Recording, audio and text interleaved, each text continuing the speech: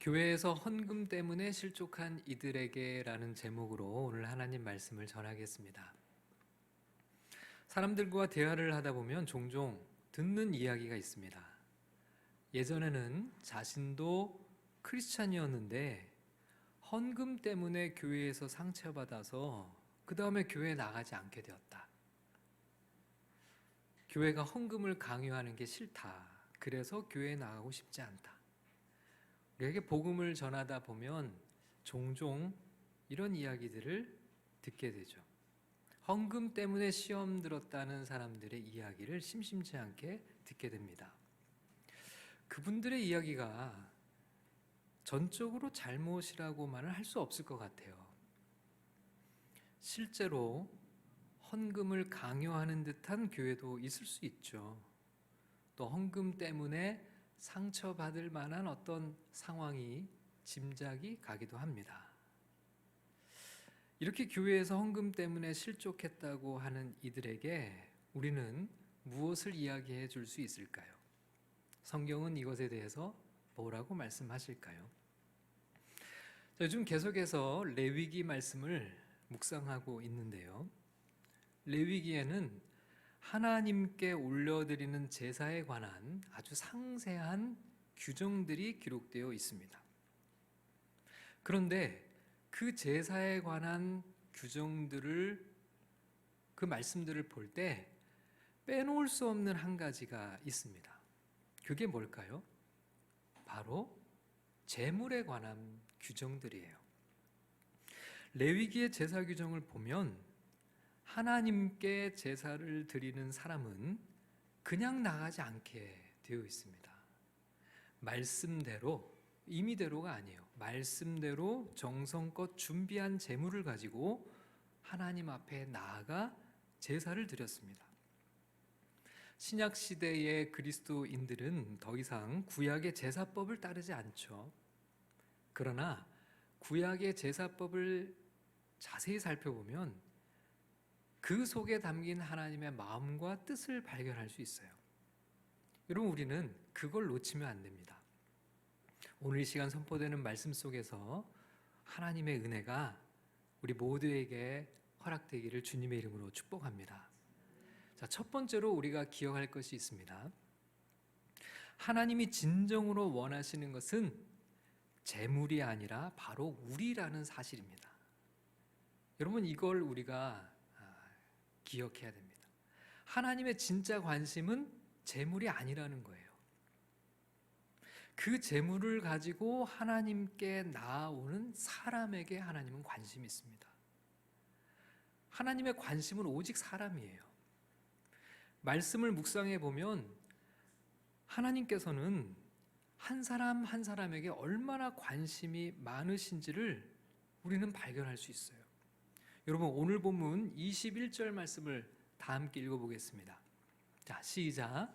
만일 그가 가난하여 그의 힘이 미치지 못하면 그는 흔들어 자기를 속죄할 속건제를 위하여 어린 순양 한 마리와 소제를 위하여 고운 가루 10분의 1 에바에 기름 섞은 것과 기름 한 녹을 취하고. 여러분, 이 구절은 이렇게 시작하죠. 만일 그가 가난하여 그의 힘이 미치지 못하면, 하나님이 이렇게 말씀하세요. 형편이 좋지 않아서 하나님께 드릴 제물을 준비하지 못해서 제사의 자리에 나오지 못하는 그런 어려움을 가지고 있는 사람들을 향해서 이런 규정을 주시고 있습니다. 여러분, 오늘 말씀은 지난 주일에 함께 살펴봤던 이 짜라아트의 연장인데요. 짜라아트는 전염성이 있는 심한 피부병이었습니다. 악성 피부병. 짜라아트로 확진이 된 이들은 공동체를 떠나서 진영 밖에서 떨어져 살아야만 했죠. 그러다가 병이 나으면 다시금 제사장의 진찰을 받고 공동체에 복귀할 수 있었습니다. 그리고 그가 깨끗함을 선언받고 나서 제일 먼저 하는 일이 바로 하나님께 제사를 드리는 일이었어요. 여러분, 공동체 밖에 홀로 떨어져 지내는 동안 몸도 아프지만 하나님 앞에 제사 드릴 수 없다는 이 사실은 또 그 사람을 얼마나 슬프게 했을까요? 그러니 깨끗함을 받고 나음을 받고 이 시간 하나님 앞에 제사를 드릴 수 있다는 것은 엄청난 감격스러운 일이었을 겁니다. 병이 나은 것도 감격이지만 이제 하나님 앞에 나아가 제사를 드릴 수 있다는 이 사실은 이루 형용할 수 없는 감격이 밀려왔을 거예요. 여러분, 우리도 이렇게 하나님께 예배할 수 있다는 것이 얼마나 감사한 일인가요? 우리가 종종 이 중요한 사실을 잊고 살 때가 있죠. 오늘도 병상에 누워서 이 공동체 예배에 참여하지 못하고 온라인으로 예배를 보시는 우리 성도님들도 계세요. 하나님께서 치유의 은혜를 주셔서 속히 함께 예배할 수 있는 그런 은혜를 주시기를 소원합니다. 여러분, 이 예배를 우리가 이렇게 드릴 수 있다는 건 참 감사하고 감격스러운 것이겠죠. 짜라아트에서 나음을 입은 이 사람이 감격의 첫 제사를 하나님께 이제 올려드릴 수 있게 됐는데요. 그런데 이 감격스러운 날, 그런데 마음이 어려운 사람들이 있다는 거예요. 어떤 사람들이요? 가난한 이들이요. 형편상 하나님이 말씀하신 이 제물을 준비해서 예배하기가 어려운 사람들이 있었던 거죠. 여러분, 21절에 만일 그가 가난하여라고 할 때 번역된 이 가난하다의 히브리어 단어는 물질적으로 가난한이라는 의미도 있지만 도움이 없는 그런 뜻도 있어요. 그러니까 사실은 주변에 도움을 얻을 수 있는 그런 사람이 없어요. 또 힘이 없는, 중요하지 않은 낮은 계층에 속한 사람을 전부 통칭해서 쓰는 말이 여기에 가난하여라는 이 단어입니다. 여러분, 참 이럴 때 사는 것이 막막하죠. 너무 감격스럽게 하나님을 예배할 수 있는 기회가 왔는데 정작 너무 형편이 어려워서 하나님 앞에 드릴 수가 없는 거죠. 여러분, 일시적으로 힘든 일은 누구나 겪을 수 있죠. 그러나 주변에 도움을 요청할 사람도 있고, 또 이제는 질병에서 나음을 입었으니까 다시 사회로 복귀하면 금방 회복할 수 있는 그런 사람들도 있어요. 그런 사람들에게는 이런 일시적인 어려움이 큰 걱정은 아니에요. 그런데 지금 여기에 나와 있는 이 가난하여라는 여기에 해당되는 사람들은요, 그런 부류의 사람들이 아니에요. 도움을 얻을 수도 없고 다시 본래의 자리로 돌아가도 살아가는 일이 막막한 이들이에요. 사회적인 약자들이죠. 그래서 여기에 언급이 된 힘이 미치지 못하는 사람들은 사회적인 약자들을 가리키는 말입니다. 그런데 하나님께서 이들을 배려하셔서 이들은 재물을, 더 적은 재물을 가지고도 하나님 앞에 나아갈 수 있는 길을 열어주신 거예요. 자, 여기서 하나님의 진정한 관심이 어디 있는지를 발견하셨습니까? 하나님은요, 재물이 아니라 한 사람이라도 더 하나님께 가까이 나아오기를 바라신다는 거예요. 가난한 이들도, 도움을 청할 길이 없는 이들도, 힘이 없는 사람도, 낮은 계층에 있는 사람도 부자들과 똑같이, 주변에 언제든지 도움을 청할 수 있는 사람들과 똑같이, 힘 있는 사람들과 똑같이 하나님께 감격스러운 제사를 올려드리고 주님 앞에 나아갈 수 있도록 하나님은 배려하고 있는 이 모습을 통해서 하나님의 관심은 재물이 아니라 한 사람 한 사람에게 있다는 것을 우리가 발견할 수 있죠. 여러분, 이렇게 형편이 어려운 사람들을 배려하는 하나님의 마음을 우리는 레위기 5장에 기록된 속죄제 제사에서도 동일하게 발견할 수 있습니다. 레위기 5장 7절 말씀을 우리 다 같이 읽어보겠습니다. 시작. 만일 그의 힘이 어린 양을 바치는 데에 미치지 못하면 그가 지은 죄를 속죄하기 위하여 산 비둘기 2마리나 집 비둘기 새끼 2마리를 여호와께로 가져가되 하나는 속죄 제물을 삼고 하나는 번제물로 삼아. 여러분, 여기도 보니까요, 만일 그의 힘이 어린 양을 바치는 데 미치지 못하면 이라고 말씀을 하세요. 지은 죄를 하나님 앞에 용서함 받고 하나님 앞에 더 가까이 나아가고 싶은데 힘이 미치지 못하는 거예요. 경제적인 어려움과 형편이 좋지를 않은 거예요. 하나님이 이런 사람들에게 뭐라고 말씀하십니까? 그러면 그 지은 죄를 속죄하기 위하여 어린 양 대신 산비둘기 2마리나 집비둘기 새끼 2마리를 가지고 와라. 그렇게 말씀을 하시는 거예요. 하나님은 한 사람이라도 더 죄를 용서함 받고 하나님께 가까이 나아오기를 원하시는 거죠. 하나님은 재물이 아니에요. 한 사람이라도 더 주님께 나아오기를 주님은 정말 바라셔요. 그래서 이렇게 하나님 앞에 나아갈 수 있는 길을 열어주시는 거죠. 적은 재물로도 주님 앞에 나아갈 수 있도록.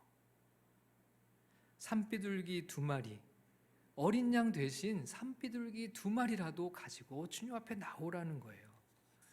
그러면 어떤 죄든지 다 용서해 주시겠다, 이렇게 말씀을 하시는 거죠. 하나님의 마음은 어떻게 해서든지 우리가 지은 죄를 하나님 앞에 속죄하고 주님 앞에 서기를 간절히 바라시는 겁니다. 그걸 바라볼 수, 우리가 깨달을 수 있어요. 하나님의 관심은 재물이 아니라 사람. 자, 그런데요, 이 산비둘기 2마리, 집비둘기 새끼 2마리조차 드릴 수 없는 사람들이 또 있었어요. 자, 하나님이 다시 이렇게 말씀합니다. 레위기 5장 11절을 읽겠습니다. 시작. 만일 그의 손이 산비둘기 2마리나 집비둘기 2마리에도 미치지 못하면 그의 범죄로 말미암아 고운 가루 10분의 1 에바를 예물로 가져다가 속죄제물로 드리되 이는 속죄제인즉 그 위에 기름을 붓지 말며 유향을 놓지 말고. 여러분, 이번에도 하나님의 마음을 보셨습니까? 어떻게 해서든지 죄를 용서하시고자 하나님은 기회를 주시고 기회를 주세요. 그게 하나님의 마음이에요. 산비둘기 2마리도 드리기 어려운 형편에 있으면 이번에는 곡식가루 10분의 1 에바를 대신 가지고 와라. 여러분, 이 곡식가루 10분의 1 에바는 2.2리터 정도 되는 그런 정도의 곡식가루입니다. 그러니까 사실은 몇 개의 양식을 조금씩 이렇게 아껴서 먹으면, 식사를 조금씩 아껴서 하면 얼마든지 누구든지 사실은 드릴 수 있는 정도의 그런 양을 주님이 말씀하시죠. 어떤 죄, 우리는 흔히요 죄의 경중에 따라서 이 드리는 속죄의 제물이 달라질 거라고 생각해요. 그러나 주님은 그렇게 말씀하시지 않아요. 그가 어떤 형편에 있는지를 보시고 그분의, 그 사람의 형편에 맞게 하나님은 어떤 죄든지 속죄해 주실 마음을 가지고 계세요. 주님께 나오라는 거죠. 여러분, 하나님이 정말 원하시는 것, 여러분 이 제물을 통해, 제사를 통해 하나님이 정말 원하시는 것, 그것은 바로 우리 자신이라는 겁니다. 어떻게 해서든지 사람이 하나님 앞에 나가 죄를 용서받고 하나님과의 관계가 온전히 회복되기를 바라시는 그 하나님의 마음, 우리는 그 하나님의 마음을 깨달아야 하는 겁니다. 자, 2번째로 기억할 것이 있습니다. 하나님의 마음과 관심이 온통 우리 사람에게 있다고 했죠. 자, 그러면 우리는 어떤 마음으로 하나님 앞에 나아가야 될까요? 자, 22절 말씀을 함께 읽겠습니다. 시작. 그의 힘이 미치는 대로 산비둘기 2이나 집비둘기 새끼 2를 가져다가 하나는 속죄제물로 하나는 번제물로 삼아. 하나님께서는 힘이 미치지 못하는 이들을 배려해 주셨죠. 자, 그러면 그렇게 배려를 받은 이들, 힘이 미치지 못했던 이들은 이제 어떻게 하나님 앞에 제사를 드려야 되는가? 성경은 이렇게 말해요. 그의 힘이 미치는 대로라고 말씀합니다. 여러분, 가난하더라도 힘이 닿는 대로 최선을 다하라. 주님이 그렇게 말씀하시는 거죠. 정말 하나님이 원하시는 것은 재물이 아니라 사람이라고 했습니다. 그런데 여러분, 그 사람 중에도 하나님이 정말 원하시는 것은 뭘까요? 그것은 그 사람의 마음입니다. 정말 하나님이 원하시는 것은 사람의 마음이에요. 하나님 앞에서는 재물의 많고 적음이 하나도 중요하지 않아요. 그 재물을 가지고 하나님 앞에 나아가는 그 사람의 중심, 마음이 어떠냐는 거예요. 근데 그 마음을 우리는 어떻게 가지고 하나님 앞에 가야 될까요? 우리의 힘이 미치는 대로, 힘이 닿는 대로 최선을 다해 우리의 마음을 하나님 앞에, 그 중심을 하나님 앞에 가지고 하나님 앞에 나아가라는 겁니다. 재물의 많고 적음이 중요한 게 아니라 그 중심을 가지고 하나님 앞에 나아가라는 거죠. 여러분 30절도 같이 읽어보겠습니다. 시작. 그는 힘이 미치는 대로 산비둘기 한 마리나 집비둘기 새끼 한 마리를 들이되, 여기도 동일하게 반복되는 말씀이 뭐예요? 그는 힘이 미치는 대로. 내가 어떤 형편에 있든지 내 형편에서 힘이 닿는 대로 최선을 다하라는 거죠. 31절도 읽어보겠습니다. 시작. 곧 그의 힘이 미치는 대로 한 마리는 속죄제로 한 마리는 소제와 함께 번제로 드릴 것이요 제사장은 정결함을 받을 자를 위하여 여호와 앞에 속죄할지니. 여기서도 그의 힘이 미치는 대로라고 말하죠. 여러분 다시 한번 강조하지만 하나님 앞에 중요한 것은 재물의 많고 적음에 달려있는 것이 아니라는 거예요. 각자의 상황과 형편을 우리 하나님은 다 알고 계세요. 그런데 마음이 없는데 많이 내는 것을 하나님은 절대로 기뻐하시지 않습니다. 그러나 없는 가운데도 그 마음과 정성을 다해 최선을 다해 그 중심을 주님 앞에 올려드리는 것을 하나님은 기뻐하시는 거죠. 그래서 예수님께서 헌금함 앞에서 이런 말씀을 하셨어요. 마가복음 12장 말씀을 같이 읽어보겠습니다. 시작. 예수께서 헌금함을 대하여 앉으사 무리가 어떻게 헌금함에 돈 넣는가를 보실세 여러 부자는 많이 넣는데 한 가난한 과부는 와서 2렙돈 곧 한 고드란트를 넣는지라. 예수께서 제자들을 불러다가 이르시되 내가 진실로 너희에게 이르노니 이 가난한 과부는 헌금함에 넣는 모든 사람보다 많이 넣었도다. 그들은 다 그 풍족한 중에서 넣었거니와 이 과부는 그 가난한 중에서 자기의 모든 소유 곧 생활비 전부를 넣었느니라 하시니라. 예수님께서 사람들이 어떻게 헌금을 하는가를 유심히 지켜보셨어요. 여러 부자들은 실제로 많은 금액을 헌금을 했습니다.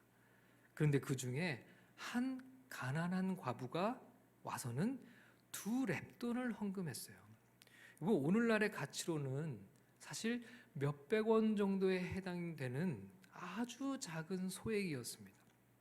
그런데 예수님께서 이 가난한 과부의 헌금을 보시고는 뭐라고 말씀을 하시냐면 모든 사람보다 많이 헌금을 했다, 많이 넣었다, 이렇게 말씀을 하세요. 여러분 이게 대체 무슨 말씀입니까? 어떻게 이 2렙돈, 이 2동전을 넣은 이 과부가 가장 많이 넣었다는 거죠? 그러면 지금 예수님의 말씀을 보면 이 과부가 무엇을 넣은 것 같습니까? 단지 돈이 아니라, 헌금이 아니라 마음을 가장 많이 넣었다는 거예요. 지금 예수님은 그걸 보고 계신 거죠. 중심을 보시는 예수님께서 사람들이 헌금함에 마음을 얼마나 넣고 있는지를 보고 계셨던 거예요. 예수님은 이 가장 가난한 과부가 이 헌금함에 가장 많은 마음을 담았다, 넣었다, 그 말씀을 지금 하고 계신 거죠. 그러면 예수님께서 어떻게 이 가난한 과부의 헌금을 마음과 연결 짓고 계실까요? 마태복음 6장 21절 말씀을 같이 읽어보겠습니다. 시작. 내 보물이 있는 그곳에는 내 마음도 있느니라. 예수님께서 우리의 마음과 물질을 연결짓고 계세요. 물질이 마음은 아니죠. 그런데 예수님이 그 물질이 있는 곳에 마음도 있다, 그렇게 말씀하셨어요. 여러분 아까 그 과부는 자신의 생활비 전부를 넣었다고 했습니다. 전부를 드린 그 마음을 예수님이 보고 계셨던 거죠. 우리의 마음이 있는 곳에 물질이 따라온다고 말씀하신 겁니다. 여러분, 레위기 말씀 속에서도 우리가 동일한 것을 발견하죠. 하나님은요, 우리의 마음을 원하세요. 가난한 사람들에게도 마음만큼은 가난하지 말라고 말씀을 하시는 겁니다. 그래서 힘이 미치는 대로, 힘이 닿는 대로 그 마음을 주님께 드리라는 거죠. 여러분, 우리는요, 실제로 가난할 수도 있고 또 물질적인 어려움 가운데 있을 수도 있어요. 형편이 어려울 수도 있죠. 그렇다고 해서 하나님 앞에 우리의 마음까지 가난해지는 것은 안타까운 일이에요. 가난하다고 도움을 얻을 곳이 없다고, 형편이 어렵다고 하나님께 드릴 마음까지 없어서는 안 된다고, 가진 것이 없어도 그 누구보다도 큰 마음을 하나님께 올려드리라고 주님이 이렇게 말씀하고 있는 거죠. 우리를 너무나 아끼고 사랑하시는 하나님께서 그렇게 그 마음으로 주님 앞에 나오면 주님은 기뻐하시고 받아주신다는 것을 우리에게 말씀하는 겁니다. 큰 마음으로 우리 하나님 앞에 나아가는 그런 믿음의 삶이 다 되시기를 주님의 이름으로 축복합니다. 자, 마지막으로 기억할 것이 있습니다. 너무 가난하여서 힘이 미치지 못하는 우리를 위해 예수님께서 당신의 힘이 닿는 대로 우리를 구원하셨다는 사실을 우리가 기억해야 됩니다.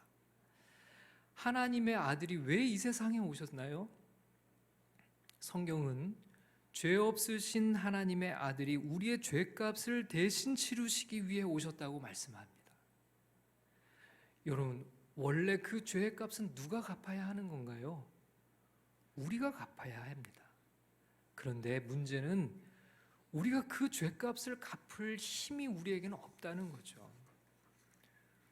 우리의 힘이 미치지를 않는다는 겁니다. 하나님은 우리를 너무나 사랑하시는데요. 그러나 우리의 힘이 미치지 않는 것을 안타까워하셨어요. 그래서 하나님께서는 당신의 힘이 미치는 대로 우리의 죄값을 치르고자 하셨어요. 그것이 바로 그의 유일한 독생자 아들 예수 그리스도의 생명을 내어 주시는 일이었죠. 자, 요한복음 19장 30절 말씀을 우리 같이 한번 읽어보겠습니다. 시작. 예수께서 신 포도주를 받으신 후에 이르시되 다 이루었다 하시고 머리를 숙이니 영원히 떠나가시니라. 여러분, 요한복음에 기록된 예수님의 십자가 위에서 마지막 말씀은 다 이루었다 였습니다. 이 말씀을 하시고 돌아가셨어요. 근데 여러분, 이 다 이루었다라고 하는 말이 테텔레스타이라는 단어입니다. 근데 이 말이 돈을 모두 지불했다라는 상업적인 용어로도 사용되던 말이었어요. 여러분, 성경은 죄의 값은 뭐라고 말씀하시나요? 사망이라고 하셨죠. 우리가 지불해야 할 죄의 값이 바로 사망이었어요. 그런데 우리가 그 값을 지불할 수 없다는 것을 아시는 하나님께서 우리의 힘이 미치지 않는 우리를 위해 당신의 독생자 아들 예수 그리스도를 이 땅에 보내셨어요. 당신의 힘이 미치는 한 대로 우리를 구원하시고자 하신 거죠. 그 값을 지불할 힘이 없어서 예수님이 십자가 위에서 대신 그 값을 치루어 주셨다는 겁니다. 힘이 미치지 않는 우리를 위해 그분이 있는 힘을 다해 그의 생명을 우리의 생명값으로 대신 치러 주셨던 그 은혜, 우리가 그 은혜를 받아 지금 이 자리에서 하나님을 예배할 수 있는 하나님의 자녀가 되었다는 것이죠. 여러분, 우리 하나님의 마음을 발견하셨습니까? 하나님의 진정한 관심이 무엇인지를 찾으셨습니까? 힘이 없는 우리를 구원하시기 위해 전부를 내어주신 하나님의 사랑 때문에 우리는 이렇게 영생을 누리며 살게 된 것입니다. 그럼 우리는 무엇을 해야 될까요? 주님은 우리의 무엇을 원하실까요?